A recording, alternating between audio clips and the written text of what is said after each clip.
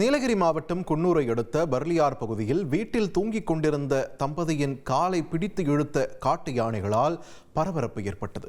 இதுகுறித்த கூடுதல் தகவல்களை எமது செய்தியாளர் சூரியநாராயணன் வழங்கிட கேட்கலாம். சூரியநாராயணன், வணக்கம். தற்பொழுது அவங்களுடைய பாதுகாப்பு உறுதி செய்ய வனத்துறையினர் தரப்பிலிருந்து அங்கே எதுவும் நடவடிக்கை முன்னெடுக்கப்பட்டிருக்கிறதா?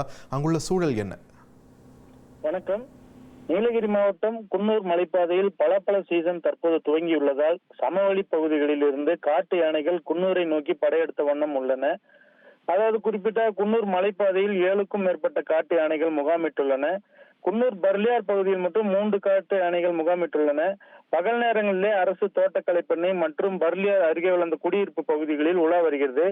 இந்த நிலையில் பர்லியார் பகுதிக்கு வந்த ஒற்றை யானை ஒன்று அங்கு வைத்த பழக்கடை அந்தோணி என்பவரை துரத்தியது.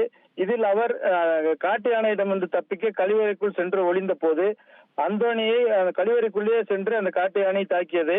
உடனே அப்பகுதி மக்கள் அங்கிருந்தவர்கள் அவரை மீட்டு உதவி அரசு மருத்துவமனைக்கு கொண்டு சென்றனர். அங்கு அவருக்கு தீவிர சிகிச்சை அளிக்கப்பட்டு வருகிறது. மேலும் அதிகாலை பர்லியார் பகுதியில் வீட்டில் தூங்கிக் கொண்டிருந்த டேவிட் ஸ்ரீஜா தம்பதியின் வீட்டின் கதவை உடைத்து அவரின் காலை பிடித்து வெளியே இழுத்தது.